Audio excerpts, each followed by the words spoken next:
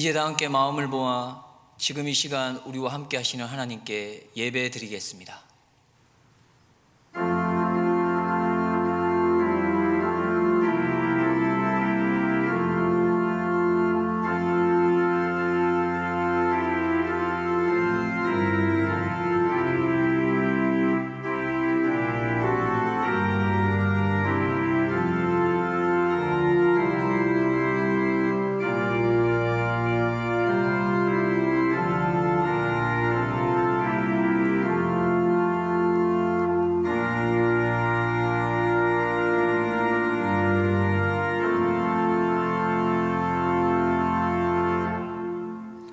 아버지께 참으로 예배하는 자들은 신령과 진정으로 예배할 때가 오나니 곧 이때라. 아버지께서는 이렇게 자기에게 예배하는 자들을 찾으시느니라. 하나님은 영이시니 예배하는 자가 신령과 진정으로 예배할지니라. 아멘.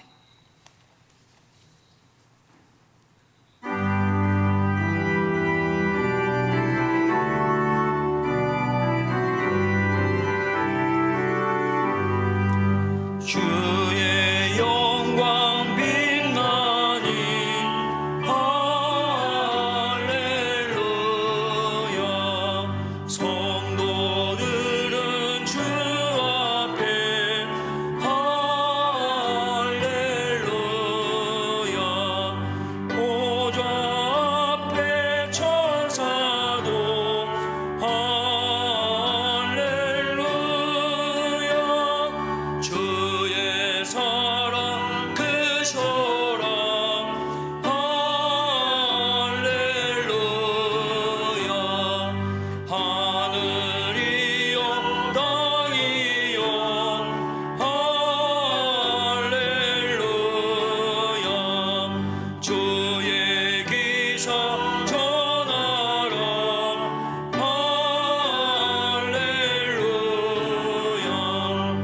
만물들과 영원히 할렐루야.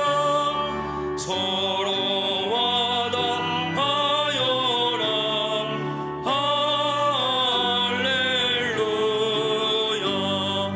주의 은혜 넘치니 할렐루야. 주의 섭리 놀라워.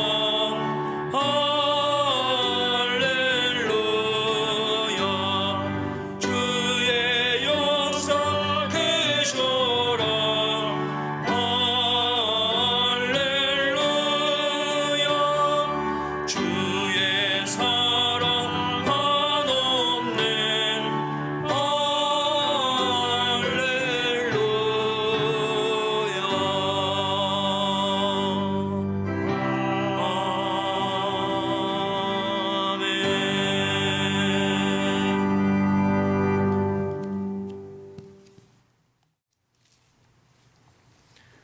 심령이 가난한 자는 복이 있나니 천국이 저희 것이며 애통하는 자는 복이 있나니 저희가 위로를 받을 것이며 온유한 자는 복이 있나니 저희가 땅을 기업으로 받을 것이며 의에 줄이고 목마른 자는 복이 있나니 저희가 배부를 것이며 긍휼히 여기는 자는 복이 있나니 저희가 긍휼히 여김을 받을 것이며 마음이 청결한 자는 복이 있나니 저희가 하나님을 볼 것이며 화평케 하는 자는 복이 있나니 저희가 하나님의 아들이라 일컬음을 받을 것이며 의를 위하여 핍박을 받은 자는 복이 있나니 천국이 저희 것임이라.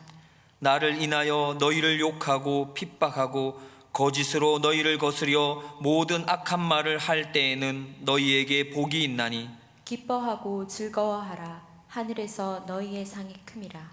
아멘. 전능하사 천지를 만드신 하나님 아버지를 내가 믿사오며 그 외아들 우리 주 예수 그리스도를 믿사오니 이는 성령으로 잉태하사 동정녀 마리아에게 나시고 본디오 빌라도에게 고난을 받으사 십자가에 못 박혀 죽으시고 장사한 지 사흘 만에 죽은 자 가운데서 다시 살아나시며 하늘에 오르사 전능하신 하나님 우편에 앉아 계시다가 저리로서 산자와 죽은 자를 심판하러 오시리라. 성령을 믿사오며 거룩한 공회와 성도가 서로 교통하는 것과 죄를 사하여 주시는 것과 몸이 다시 사는 것과 영원히 사는 것을 믿사옵나이다. 아멘.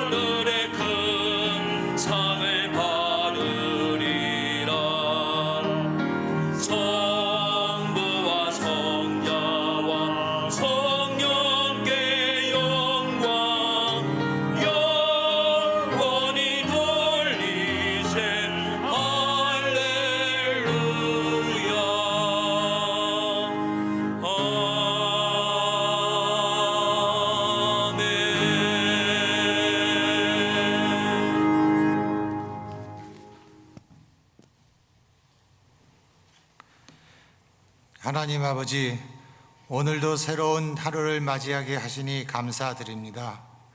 죄로 말미암아 영원히 죽을 수밖에 없는 저희들에게 구원의 빛을 비춰주셔서 죄 사함 받고 빛의 자녀로 살아가게 하심을 감사드립니다.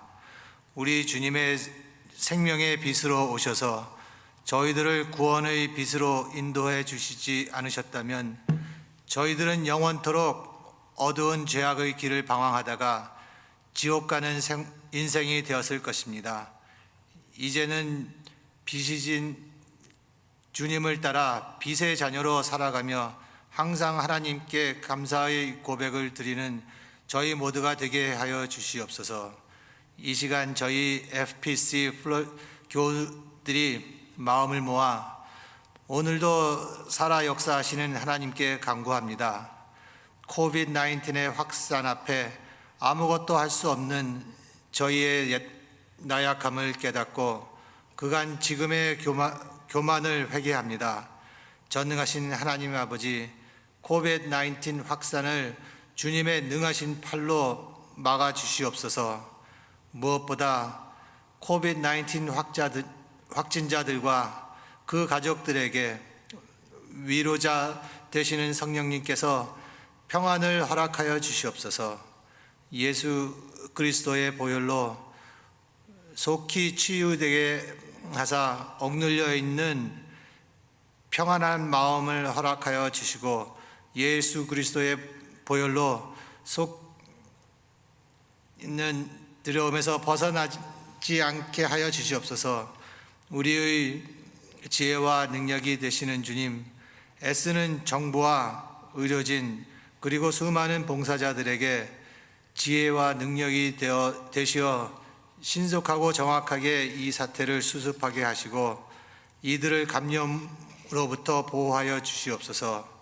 저희 FPC 교우들을 코비드-19로부터 보호하여 주시고 온라인과 각 가정의 예배를 영적 게으름 없이 오히려 더욱 뜨거운 예배를 하는 교우들이 되게 하여 주시옵소서. 주님, FPC가 7월부터 현장 예배를 시작할 계획입니다. 저희에게 지혜를 주셔서 3단계로 뉴 비긴을 할 때 온 교우들이 안전하게 예배 드릴 수 있게 인도하여 주시옵소서. 현장 예배가 얼마나 감사한 건지 다시금 느끼게 하여 주시옵소서. 주님, 졸업생들을 위하여 감사 기도 드립니다. 코비드-19로 졸업식을 온라인으로 하는 섭섭한 마음을 주님께서 어루만져 주시옵소서.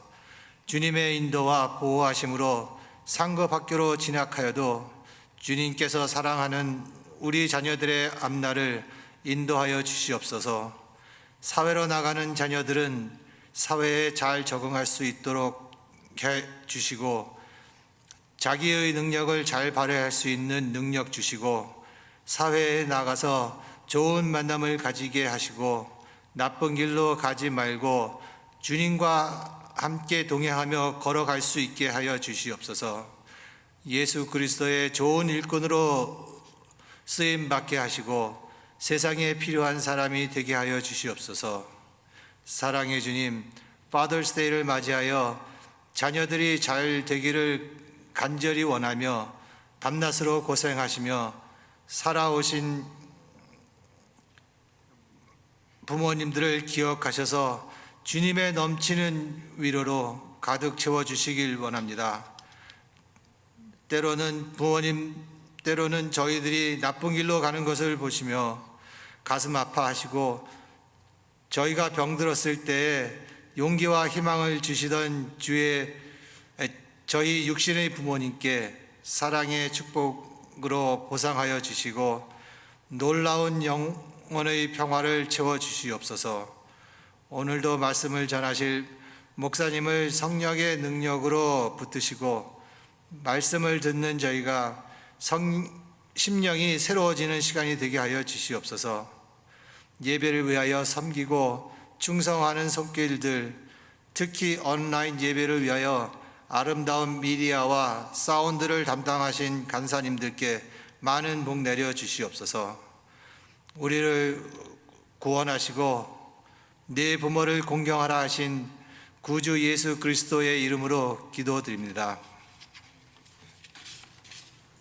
아멘.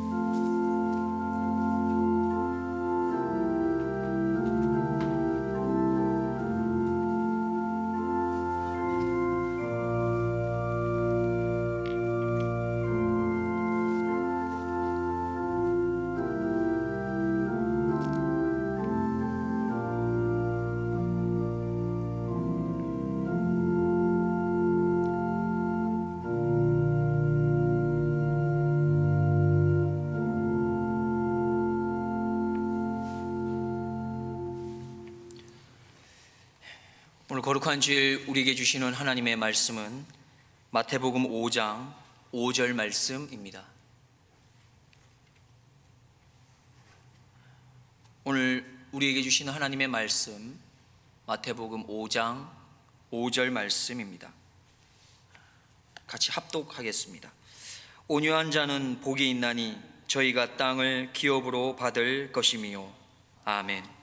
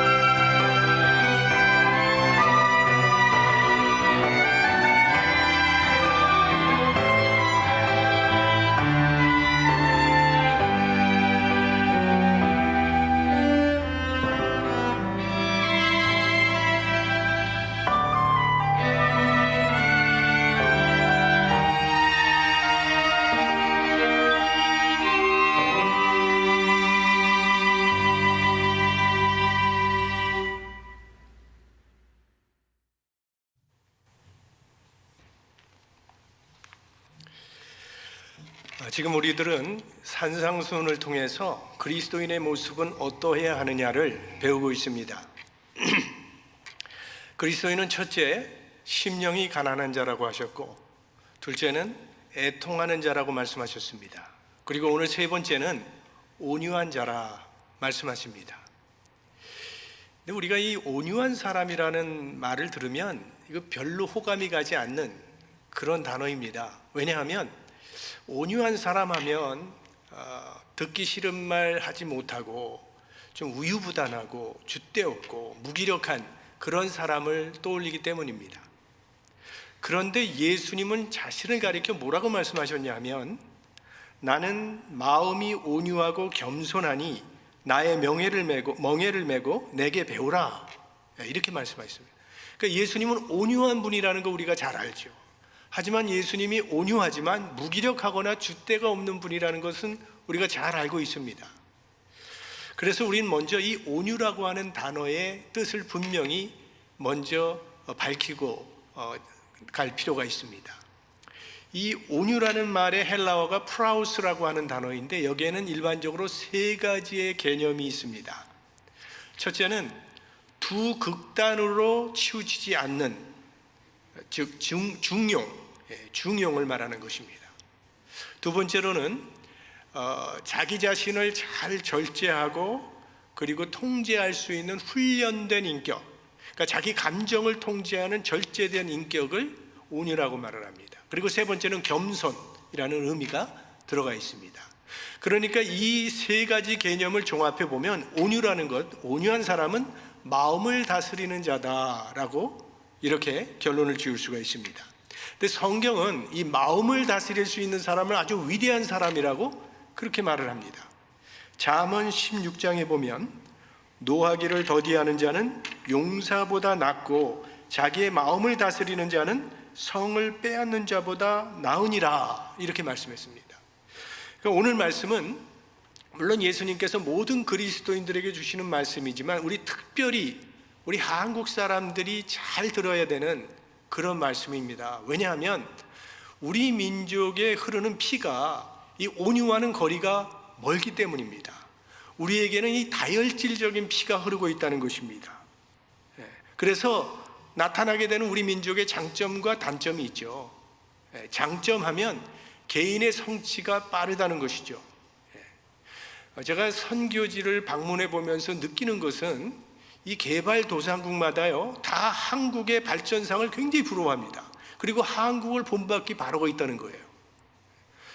우리 오바마 전 대통령 같은 사람은 우리 대한민국의 눈부신 경제 발전, 그리고 아주 높은 그 교육열에 대해서 지켜 세우는 그런 발언을 여러 번 해서 한국 예찬론자라는 그런 말까지 듣지 않았습니까?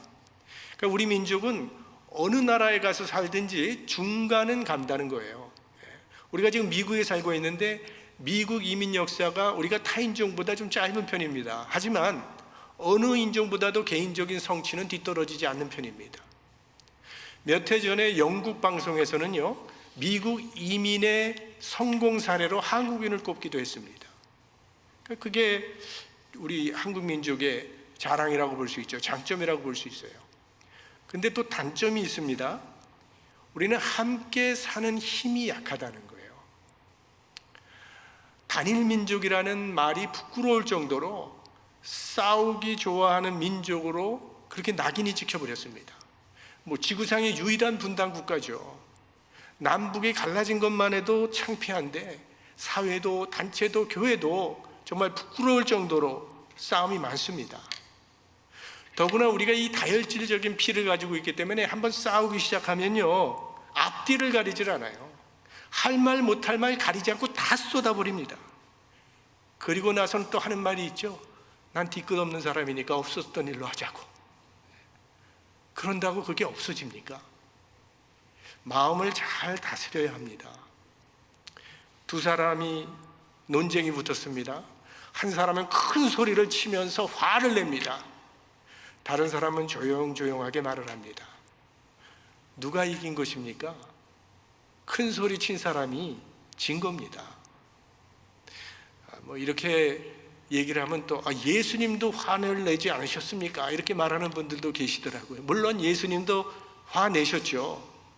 예루살렘 성전 같은 데는 들어가서 뭐 장사하는 사람 상을 엎어버리고 채찍을 휘두르면서 짐승들 다 내어주셨습니다. 예수님이 화를 내셨습니다. 또 어떤 경우는 바리새인들을 향하여 뭐 욕까지 퍼부셨잖아요. 이 회칠한 무덤들아, 이 독사의 자식들아, 이렇게 예수님께서 욕을 퍼붓기도 하셨습니다. 그러면 과연 이때 예수님의 마음은 온유한 마음이라고 할 수 있는가? 이런 것들을 의분이라고 부르죠. 불의한 것에 대한 분노. 근데 이 의분이라고 하는 것은요, 온유의 또 다른 면입니다. 아리스토텔레스는 온유를 이렇게 정의를 했어요. 화낼 때 화낼 줄 알고 화내지 않아야 할 때 화내지 않는 사람이 온유한 사람이다. 그것도 마음을 컨트롤하고 다스릴 수 있으니까 그렇게 하는 거니까. 우리가 기억해야 할 것은요, 예수님께서는 단 한 번도 자신의 유익을 위해서 화를 내신 적이 없었다는 것입니다. 그러나 백성들의 필요에 유익한 것이라고 할 때는, 그때는 예수님께서 분노하셨습니다. 그러니까 무조건 물러서는 것이 온유는 아니라는 거예요. 화를 낼 수 있을 때는 옳은 일을 위해서는 화를 내는 것이, 의분을 갖는 것이 온유입니다. 하지만 우리가 명심해야 될 점이 있는데, 우리는 예수님이 아니라는 사실입니다. 우리들의 분노는 예수님의 분노처럼 순수하지 못하다는 거예요. 뭐 정의의 용사나 된 것처럼 행동하고 있지만 사실은 자신의 그 입장을 미화하고 정당화하려는 경우가 굉장히 많다는 거예요. 그러므로 어떤 경우에도 마치 내가 하나님의 공의를 대신하는 사람처럼 그렇게 말하고 행동해서는 안 된다는 것입니다. 오늘 주님께서 주신 이 말씀은요, 시편을 인용한 말씀입니다. 시편 37편 11절 말씀을 보면, 오직 온유한 자는 땅을 차지하며 풍부한 화평으로 즐기리로다, 이렇게 말씀이 나와 있어요. 이 시를 누가 썼냐면 다윗이 썼습니다. 우리는 다윗이라고 하는 인물이 얼마나 사울 왕으로부터 핍박을 많이 받았는가를 잘 알고 있습니다. 하지만 그렇게 핍박을 받으면서도 다윗은요, 그와 맞서 싸우지 않습니다. 사울을 죽일 수 있는 기회도 몇 번 있었죠. 하지만 그는 칼을 들지 않습니다. 사울을 자기 손으로 죽이지 않습니다. 하나님께서 세우셨으니까 하나님께서 처리하실 것이라고 하면서 계속 피해 다니면서 그냥 하나님만 바라봅니다. 하나님께서 처분해 주실 것을 기다렸습니다. 이것이 바로 온유입니다. 다윗은 그 온유함으로 땅을 기업으로 받은 사람이에요. 진정한 승리자가 되지 않았습니까? 그러니까 오늘 주님께서 온유한 자는 복이 있나니 하는 이 온유는요, 우리가 태어나면서부터 타고난 무슨 기질이라든지 뭐 극기 훈련을 통해서 자기를 잘 훈련해서 만들어진 그런 성품을 이야기하는 것이 아니라, 이거는 신앙에 근거하고 있는 성령의 열매로서의 온유를 말씀하고 계신 것입니다. 갈라디아서 5장 말씀에 오직 성령의 열매는 사랑과 희락과 화평과 오래 참음과 자비와 양성과 충성과 온유와 절제니 이 같은 것을 금지할 법이 없느니라. 여기 나오는 바로 이 온유를 말씀하시는 것입니다. 이 다윗의 삶이 온유에 대해서 우리에게 주는 교훈이 있다면, 온유한 사람이란 하나님을 신뢰하는 사람이라는 그런 말이에요. 다시 말하면 온유는 하나님과 나를 연결해서 하나님에 의해서 살아가는 사람을 말하는 것입니다. 하나님을 철저하게 신뢰하고 하나님을 의지하고, 그래서 결국 하나님에 의해서 이끌림 받는 삶을 살아가는 사람, 그 사람을 온유한 사람이라 부르는 것입니다. 이렇게 온유한 사람, 하나님을 신뢰하는 사람은요, 불평하지 않습니다. 불평은 하나님을 신뢰하지 못하는 마음입니다. 우리 이스라엘 백성들이 출애굽한 후에 광야 생활을 하면서 계속 반복해서 짓는 죄가 바로 그거죠. 원망과 불평. 하나님께서 그들에게 베풀어 주신 은혜는 까마득히 잊어버리고 하나님을 끊임없이 불신하고 원망하고 불평하다가 나중에는 약속의 땅에 들어가지 못하고 다 광야에서 몰살을 당했습니다. 그런데 이 다윗이라고 하는 인물, 시편 37편을 쓴 다윗은요, 불평할 수 있는 상황에서도 불평하지 않았다는 거예요. 사실 다윗이 사울왕에게 미움을 당하고 죽임을 당할 만한 일을 한 적이 없습니다. 다윗은 자기 나라를 사랑했고 자기 민족을 사랑했습니다. 그래서 나라와 민족을 위해서 충성한 것밖에 없었다는 거예요. 그렇다면 칭찬을 받아야 되는데 칭찬은 고사하고 오히려 칼로 죽이겠다고 계속 쫓아다니니 얼마나 억울하고 그의 마음이 괴로웠겠습니까? 원망할 수 있죠. 불평할 수 있는 이유가 충분히 있는 상황이었습니다. 하지만 다윗은 불평하지 않았습니다. 왜냐하면 그는 하나님을 철저하게 신뢰했기 때문입니다. 그런 상황 가운데서도 하나님의 주권을 철저히 믿었기 때문입니다. 이것이 바로 온유한 사람의 모습입니다. 온유한 사람은요, 이 불의한 세상을 살고 있지만, 불의한 사람들 가운데 살고 있지만 여전히 역사를 주관하시는 분은 하나님이시고 우리 인생을 주관하시는 분은 하나님이라는 사실을 철저하게 믿고 그 믿음 위에 견고히 서서 살아가는 사람, 그 사람이 바로 온유한 사람입니다. 우리 성경 인물 가운데 가장 온유한 사람을 꼽으라 그러면 모세죠. 성경이 그렇게 얘기하고 있거든요. 민수기 12장 3절 말씀에 보면 이 사람 모세는 온유함이 지면의 모든 사람보다 승하더라 했습니다. 자, 모세의 온유함이 온 지면에서 모든 사람보다 승하다고 하는 이 구절이 나와 있는 그 본문은요, 이런 사건입니다. 모세가 자기 아내 십보라가 죽은 후에 에디오피아 여자를 아내로 취했어요. 그랬더니 아론과 미리암이 모세를 비방했습니다. 모세야, 너만 하나님의 종이냐? 우리도 하나님의 종이요 하나님의 선지자다. 네가 어찌하여 이방 여인을 아내로 취했느냐? 그 모세의 작은 약점 하나를 붙들고 그의 영적 권위를 무너뜨리기 위해서 끊임없이 모세를 비방했다는 것입니다. 모세가 누굽니까? 바로와 1대1 대결로 승리를 한 이스라엘의 최고 영도자가 모세죠. 그는 하나님과 직접 대면을 하고 이야기한 영적 지도자입니다. 그의 얼굴에 영광의 광채가 있었다고 했어요. 얼마든지 아론과 미리암을 처벌할 수 있는 권세가 모세에게 있었습니다. 그런데 모세는요, 그들의 비방을 처음부터 끝까지 다 듣습니다. 일체 대응하지 않습니다.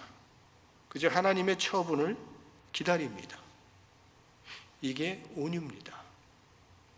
사실 아론, 모세 비방할 자격 없는 사람이죠. 아론이 누굽니까? 금송아지 우상을 만들어서 이스라엘 백성들을 하나님의 진노를 사게 했던, 하나님께 불순종으로 인도했던 장본인이 아론 아니에요. 그런데 그런 아론이 모세를 비방한다는 자체가 이거는 말이 안 되는 거죠. 그런데도 모세가 잠잠하고 있으니까 하나님께서 모세 대신에 나타나서 심판을 하십니다. 민수기 12장 말씀 보면 너희가 어찌하여 내 종 모세 비방하기를 두려워 아니하느냐? 하나님께서 아론과 미리암에게 진노하세요. 그래서 결국 미리암이 어떻게 돼요? 문둥병에 걸리게 되잖아요. 근데 이 부분에 대해서 이제 좀 궁금해 하시는 분들이 있어요. 아니, 아론과 미리암이 모세를 비방했는데 왜 미리암만 문둥병에 걸리고 아론은 말짱한 겁니까? 성경에 안 나오지만 제가 추측하기로는 아마 미리암이 여자라서 말을 더 많이 했던 것 같아요. 여기 그 비방한다라는 그 단어가요, 여성형으로 되어 있습니다. 아마 아론은 자기도 더 큰 죄를 지은 사람이라는 걸 자기가 잘 알고 양심에 찔려서 말은 별로 많이 하지 않고 아마 옆에서 동조만 했던 것 같습니다. 그런데 정말 모세의 온유함을 잘 드러내는 사건은요, 그 이후에 있는 이야기입니다. 여러분, 나를 괴롭히고 나를 비방하던 사람이요, 하나님의 심판을 받아서 망하게 됐다면 솔직히 우리 마음이 어때요? 좋잖아요. 할렐루야 뭐 겉으로는 안 해도 속으로는 그런 마음 같지 않습니까? 근데 모세는 미리암이 문둥병 낫게 해달라고 하나님께 중보기도를 합니다. 정말 온유한 사람입니다. 모세는. 여러분, 나를 힘들게 하고 괴롭게 하는 사람 맞서서 싸우지 마시고 주님께 맡기시기 바랍니다. 어떤 문제를 만나든지 주님을 신뢰하고 주님께 맡기십시오. 우리가 정말 주님께 맡길 수만 있다면 우리 주님이 역사하실 것입니다. 온유한 자에게 오늘 예수님께서 약속을 주십니다. 온유한 자는 복이 있나니 저희가 땅을 기업으로 받을 것이며, 땅을 기업으로 받을 것을 약속해 주셨어요. 이 땅을 기업으로 받는다는 것이 무슨 뜻인가? 저는 이걸 두 가지로 해석하고 싶습니다. 첫째는 땅의 진정한 소유자가 된다라는 의미입니다. 땅의 소유자가 된다라고 하는 뜻은 그 땅에 대한 권리를 누린다라는 그런 뜻입니다. 권리를 누리는 걸 말하는 거예요. 소유하고 있지만 불만스럽다면 진정으로 소유하지는 못한 것입니다. 예를 들어서 어떤 사람이 집을 소유하고 있습니다. 근데 이 사람은 자기 집에 들어갈 때마다 불평을 해요. 남들은 저렇게 좋은 집에서, 궁궐 같은 집에서 베드룸도 저렇게 넓고 화장실도 저렇게 좋게 쓰고 있는데 나는 이게 뭐냐 이렇게 불평을 한다면 그 사람은 집을 가지고는 있지만 진정 집을 소유한 사람은 아닙니다. 그 집을 누리고 있지는 못합니다. 그런데 어느 사람이 어느 집에 새를 들고 살고 있는데 이 사람은 집에 들어가면서 지금 경제가 이렇게 어려워져서 노숙자들이 저렇게 많이 생겨났는데 그래도 우리는 가족이 함께 살 수 있는 이 집이 있으니 얼마나 감사한가, 이런 마음을 그 사람이 갖고 있다면 비록 집 문서는 없을지 모르지만 이 사람이야말로 진정 집을 소유한 사람이 아니겠습니까? 온유한 마음, 이 겸손한 마음을 가지면요 풍성한 삶을 살아갈 수 있습니다. 비록 가진 것은 적으나 모든 걸 가진 자처럼 살 수 있다는 거예요. 사도 바울이 고린도후서 6장 10절에 보면 우리 그리스도인이란 어떤 사람인가, 그리스도인의 모습을 이렇게 설명했습니다. 근심하는 자 같으나 항상 기뻐하고 가난한 자 같으나 많은 사람을 부요하게 하고 아무것도 없는 자 같으나 모든 것을 가진 자로다. 이게 그리스도인이라고 바울은 얘기하고 있어요. 아무것도 없는 자 같으나 모든 것을 가진 자다. 한 번은 뉴욕 버팔로 지역에서 부흥회가 있었다고 합니다. 그런데 그 부흥회 포스터에 부흥회 강사를 이렇게 소개를 했다는 거예요. 나야가라 폭포 주인의 아들. 그 사람이 와서 부흥회를 인도한다고 하니까 나야가라 폭포 주인의 아들이 누군지 보려고 많은 사람들이 몰려들었다는 거예요. 근데 그 부흥 강사가 이제 강대상에 올라가더니 자기를 소개하기를 이렇게 소개하더라는 거예요. 저 나야가라 폭포의 주인은 하나님이십니다. 왜냐하면 하나님이 만드셨기 때문입니다. 그 창조주 하나님은 나의 아버지십니다. 그리고 나는 그분의 아들입니다. 그러므로 저 폭포는 제 것입니다. 이렇게 자기를 소개했다는 것입니다. 여러분, 정말 신앙의 세계 속에서 본다면 모든 것이 하나님의 것입니다. 왜? 하나님께서 만드신 것이기 때문에. 그리고 그 창조주 하나님은 우리의 아버지가 되시고 우리는 그 아버지의 자녀들입니다. 그렇다면 아버지의 것은 모두 우리 것이 되는 것이죠. 나야가라도 우리 것이고 그랜캐년도 내 것이 되는 거고 옐로스톤도 나의 것이고 금강산, 설악산 다 내 것 된다는 거예요. 내 것 아닌 것이 하나도 없습니다. 감사하며 누리면 되는 것이죠. 풍성하게 산다는 것은요 우리 마음 먹기에 달렸습니다. 마음이 온유한 사람, 겸손한 사람은 풍성한 삶을 누리게 된다는 거예요. 땅의 소유지가 된다는 거예요. 땅을 기업으로 받는다, 이런 뜻이죠. 또 한 가지, 땅을 기업으로 받는다는 말은 이 땅의 진정한 승리자가 된다는 의미입니다. 이 땅의 최후의 승리자가 된다라는 그런 뜻이에요.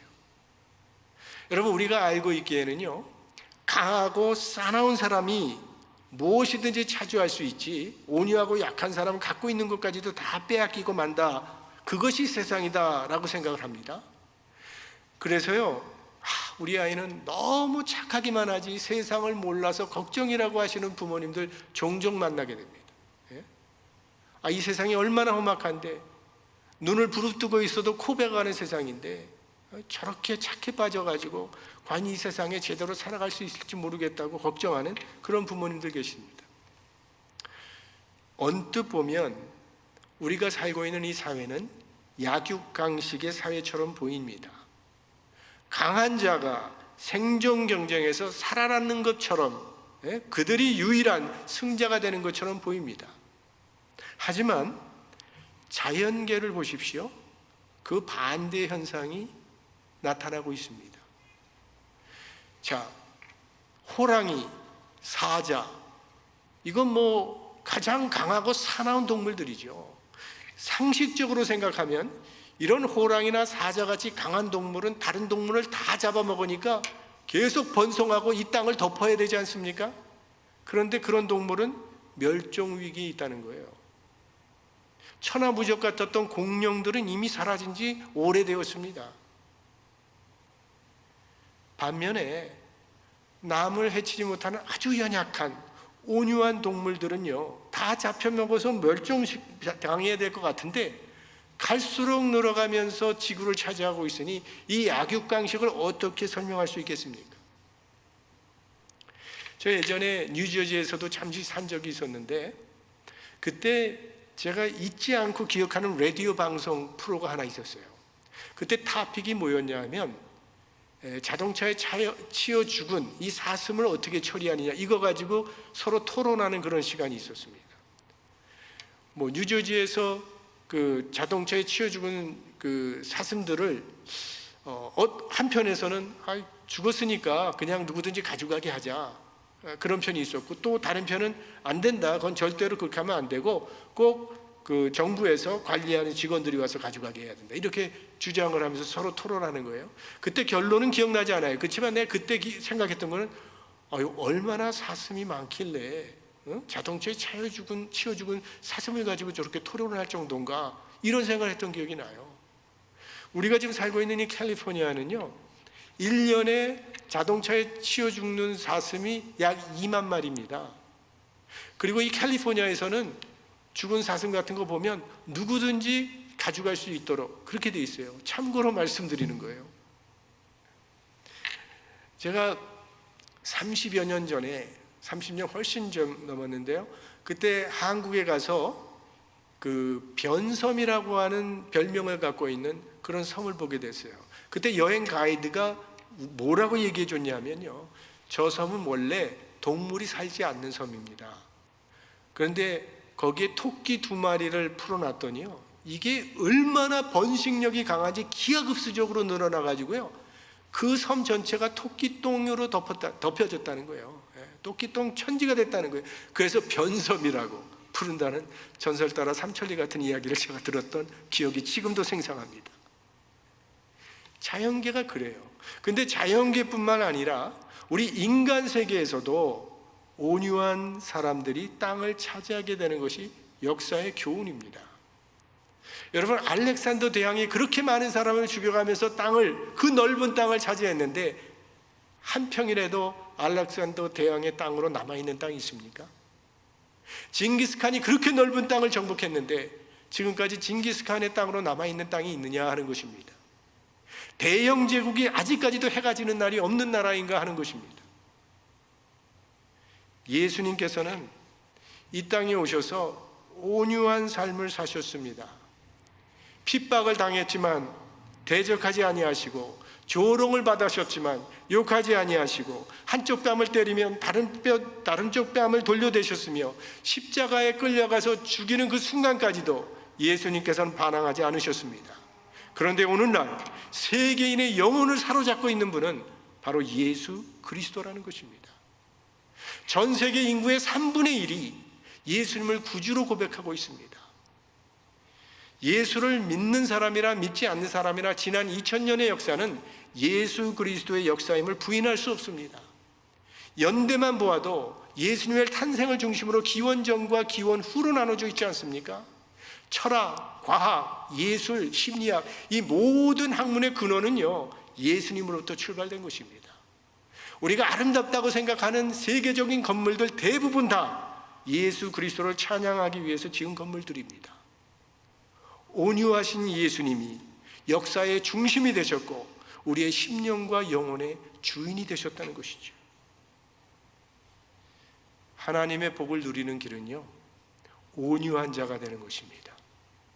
싸워서 쟁취하는 것이 아니라는 거예요. 기독교 역사가 우리에게 보여주고 있는 분명한 교훈이 있다면 무력과 폭력으로는 하나님의 나라가 세워지지 않는다는 것입니다. 십자군의 부끄러운 역사가 그것을 보여주고 있지 않습니까? 권력으로는 이때까지 하나님의 나라가 세워진 적이 없습니다. 권력은 오히려 기독교를 병들게 만들었습니다. 오직 온유한 자들의 삶을 통해서 하나님의 나라가 이루어지도록 하는 것이 우리 하나님의 방법이라는 거예요. 지금 우리들은 이민의 현실을 살아가고 있습니다. 사회학자들이 이 이민을 이렇게 평가했습니다. 생소한 문화에 이민 와서 산다고 하는 것은 남편이나 아내를 사별한 정도의 크나큰 정신적 충격이라고 그렇게 말을 했어요. 그게 이민이라는 거예요. 그게 우리라는 거죠. 우리가 한국에서는 길을 가다가 포장마차만 있어도 그 안에 들어가도 행복했어요. 친구들과 함께 어울려서 오뎅 한 그릇에 떡볶이 몇 개만 먹어도 행복했단 말이에요. 그런데 이민을 오면서 그런 행복은 다 사라져 버렸습니다. 그래서 마음이 무척 외로워요. 그러다 보니까 사람이 굉장히 공격적이 되고 원망과 불평이 많아지는 거예요. 사소한 일에도 감정이 폭발을 합니다. 그래서 이민사회는 끝없이 싸움이 있어요. 근데 교회도 예외가 아니라는 거예요. 자, 이런 우리들이 어떻게 온유한 마음을 가지고 살아갈 수 있겠습니까? 우리가 어떻게 우리의 마음을, 우리의 감정을 다스릴 수 있겠습니까? 우리는 우리 혼자 힘으로는 절대로 우리를 다스릴 수가 없습니다. 결국 우리 안에 계신 성령님이 우리를 다스리시도록 우리 마음의 자리를 성령님께 내어드려야 됩니다. 그래서 나의 감정이 아니라 성령님의 인도하심을 따라 살아가야 한다는 거예요. 그럴 때 온유는 성령의 열매라고 했으니까 우리는 온유한 사람이 되어갈 수 있다는 거예요. 제가 바라는 것은 우리 교회 성도님들은 다 온유한 사람들이 되시기를 바랍니다. 서로를 향해 기다려주고 참아주는 온유한 사람들이 되시기를 바랍니다. 사나운 교회, 사나운 교인을 통해서는 절대 하나님의 나라가 이루어지지 않습니다. 성령의 다스림을 받는 온유한 사람이 될 때 그런 사람을 통해서 이 땅에 하나님의 나라가 이루어지게 될 것입니다. 여러분 모두 온유한 사람들이 되시기를 우리 주님의 이름으로 축원합니다. 하나님 아버지, 온유한 자는 복이 있다 하셨습니다. 역설적인 말씀이지만 이것이 진리의 말씀임을 깨닫게 하심을 감사합니다. 우리의 말과 우리의 마음과 우리의 행실이 성령의 인도하심을 받는 온유의 열매를 맺게 하여 주시옵소서. 비록 부조리한 세상을 살아가고 있지만, 혼란스러운 세상을 살아가고 있지만, 그러나 여전히 이 세상을 주관하시는 분은 하나님이시라는 사실을 분명히 믿고 그 주님과 동행하면서 이 땅에 하나님의 나라를 세워가는 하나님의 백성들 되게 하여 주시옵소서. 우리 플러턴 장로교회는 온유한 교회가 되게 하시고 모든 성도님들 예수 그리스도를 본받는 온유한 사람들 되게 하여 주시어서 우리를 통한 하나님의 역사가 이 땅에 이루어지게 하여 주시옵소서. 온유하신 예수 그리스도의 이름으로 기도드립니다. 아멘.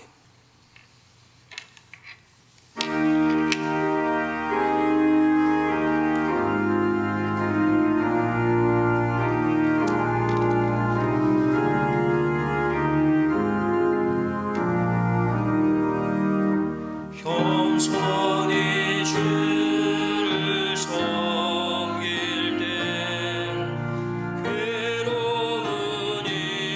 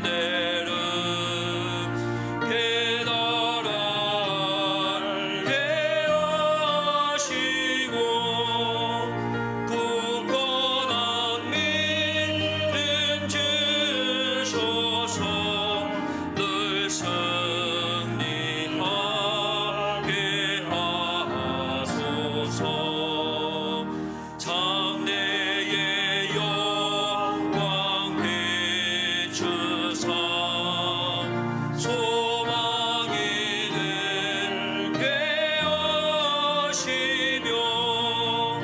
구주와 함께 살면서 참 평강 얻게 하소서.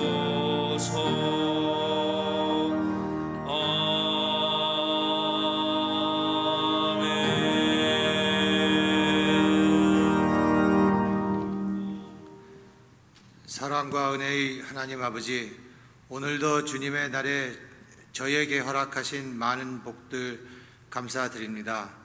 우리에게 필요한 모든 물질들을 하나님께서 주신 것을 다시 깨닫고 하나님 앞에 기쁜 마음으로 헌금 드릴 수 있게 하여 주시옵소서. 비록 받은 것에 비하면 적은 물질이지만 우리의 정성과 하나님을 향한 헌신의 뜻을 실어 드리는 헌금이니 하나님께서 기뻐 받으시는 예물이 되게 하여 주시옵소서. 오늘도 드리는 귀한 손길들에 필요한 것을 아시니 모든 것에 넘치도록 채워주시길 바라오며 언제나 저희에게 드릴 예물을 준비해 주시는 예수 그리스도의 이름으로 기도드립니다. 아멘.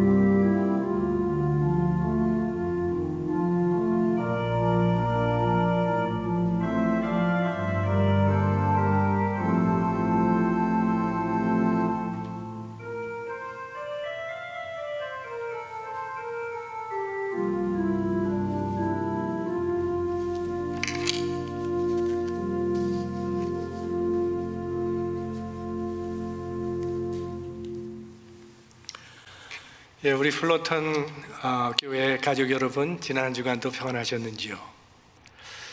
오늘은 사실 Father's Day입니다.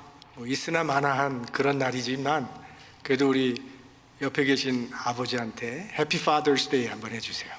네. 아버지들 모두 화이팅! 예. 이제 우리 현장 예배, 우리 지난 주일날 광고 말씀드린 것처럼요, 7월 5일부터 첫째 주일부터 우리 현장 예배를 실시하게 됩니다. 현장 예배가 재개된다는 것은 현장 예배와 온라인 예배를 병행한다라는 이런 뜻입니다. 근데 여러분께서 현장에 참여하시는 분들은 모르겠지만 가정에서 온라인으로 참여하실 분들은요, 반드시 기억하셔야 될 것이 하나 있습니다. 지금까지는 우리 교회가 토요일 날 예배를 녹화해서 주일 날 올려드렸습니다. 그래서 아무 때나 볼 수 있는 시간에 플레이 버튼을 클릭하면 보실 수 있었는데요.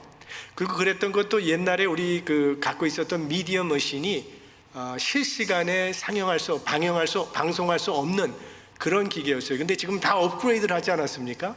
그래서 이제 실시간 방송이 가능합니다. 그래서 주일날 예배를 실시간으로 드리게 된다는 것은 이제는 주일 우리가 2번 예배를 드리잖아요. 8시 예배, 11시 15분 예배. 반드시 그 시간에 들어가서 플레이 버튼을 클릭하셔야 실시간으로 보실 수 있습니다.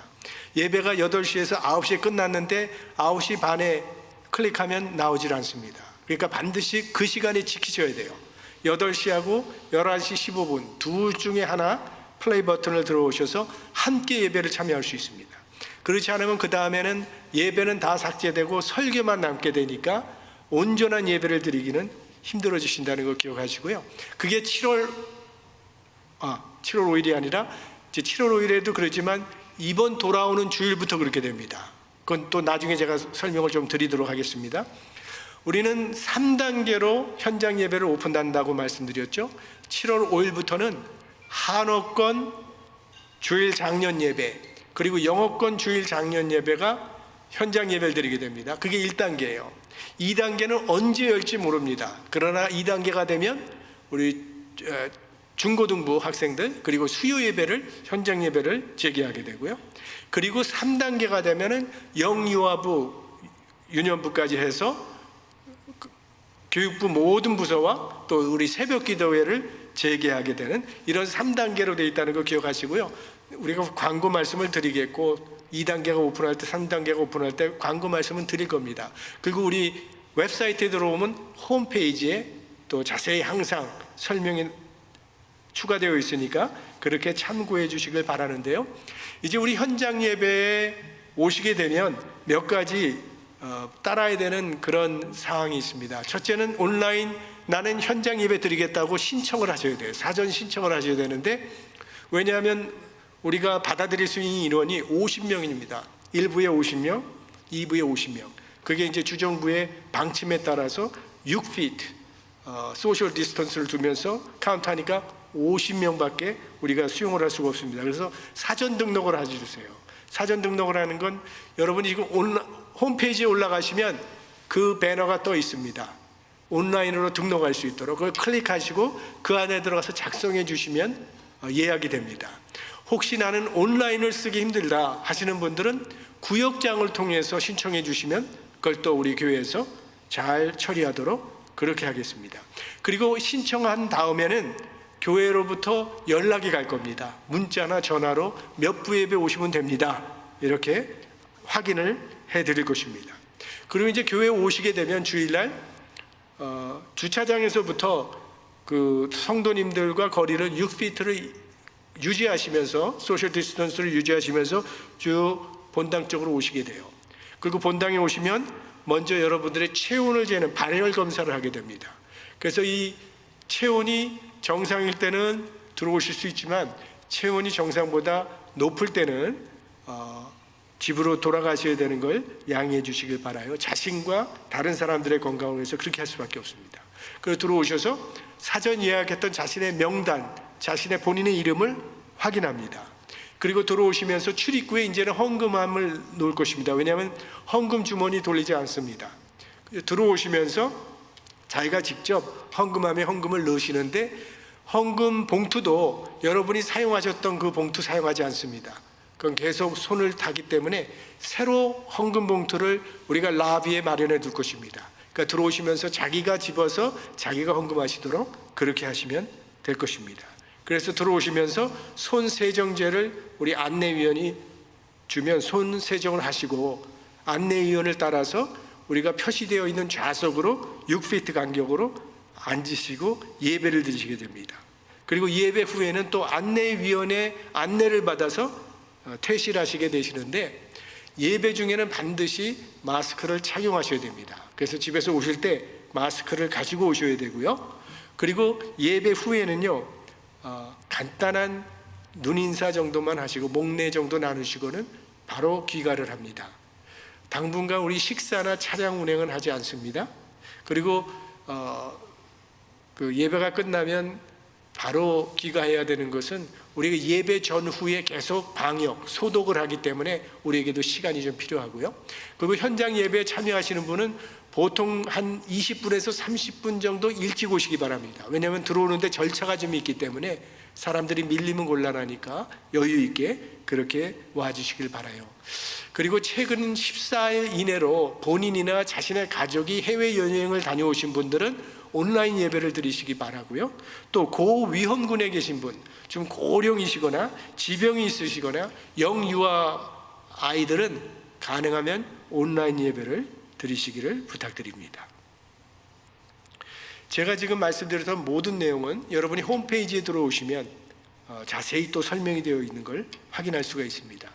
자, 이번 주부터 7월 5일 날 현장 예배 사전 등록을 이번 주부터 받습니다. 그래서 여러분이 온라인이나 그렇지 않은 구역장을 통해서 예배 참석 원하시는 분들은 사전 등록을 해 주시고요. 7월 5일 이전에, 그러니까 이번 돌아오는 주일 6월 28일이 됩니다. 6월 28일에는 사전 점검을 위한, 우리 현장 예배가 잘 운행될 수 있도록 점검을 위해서 한번 예배를 드리는데, 이때 오실 수 있는 대상은 시무장로, 시무권사, 시무안수집사, 그리고 구역장과 부구역장들, 일단은 이렇게 사전 점검을 위해서 이분들만 저희들이 온라인 등록을 받아서 예배를 한번 점검 차원에서 하도록 하겠습니다. 그리고 우리 이분들은 6월 28일에 오실 분들은요, 위에 지금 홈페이지에 있는 그 온라인 등록으로 하지 마시고 교회에서 여러분께 연락을 드릴 것입니다. 카톡이나 전화로 여러분께 연락을 드려서 어떻게 등록할 수 있는지를 안내해 드릴 테니까요, 다음 주간에 연락을 드리도록 그렇게 하겠습니다. 이분들이 반드시 와야 된다는 거 아닙니다. 여러분들의 마음에 나는 오고 싶다 하시는 분은 오시면 되고, 난 아직 준비가 안 됐다 그러면 안 오셔도 관계없습니다. 그러나 오실 수 있는 분은 오셔서 한번 현장 점검을 하도록 그렇게 하겠습니다. 제가 지금 말씀드린 모든 내용 다시 한번 여러분께서 홈페이지에 들어가셔서 확인해 주시고 또 주보를 보시면 아실 수가 있을 겁니다. 우리도 바나바 사역 계속 진행하고 있습니다. 아직도 경제적으로 굉장히 어려운 분들이 많은 걸로 알고 있습니다. 추천해 주시고요, 또 본인이 망설이지 말고 주저하지 마시고 신청해 주시기를 바랍니다. 우리 다음 주일 현장 예배 사전 예배 때는 우리 교육부 졸업 예배를 겸해서 드립니다. 예정대로 6월 28일 온라인으로 졸업 예배가 있으니까 그렇게 기억해 주시고 또 축하해 주시고 기도해 주시길 바랍니다. 그럼 우리 다음 주일에 우리 시무 장로님, 권사님들, 안수집사님들, 구역장, 부구역장들 한번 오셔서 현장 예배로 드리도록 하겠고요. 꼭 기억하십시오. 다음 주일부터는 8시 아니면 11시 15분 2시간에만 여러분들이 플레이 버튼을 통해서 예배에 참여하실 수 있습니다. 우리 다음 주일날 뵙도록 하겠습니다. 평안하십시오.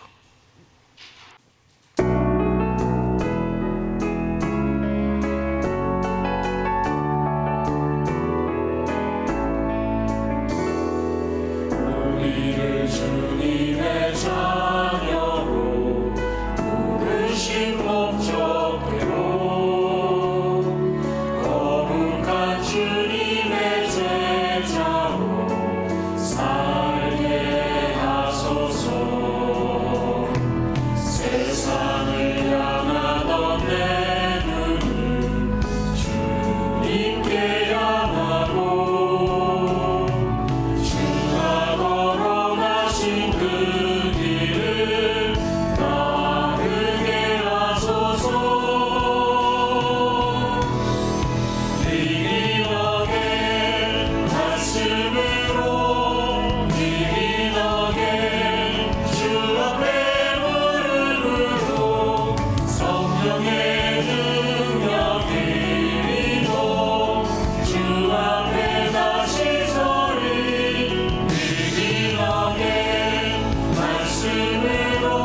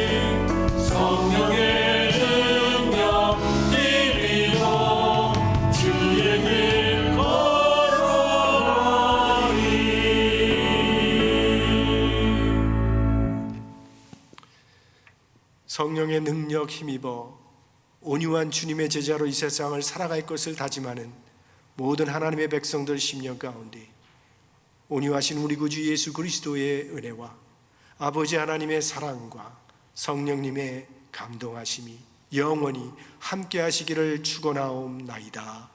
아멘.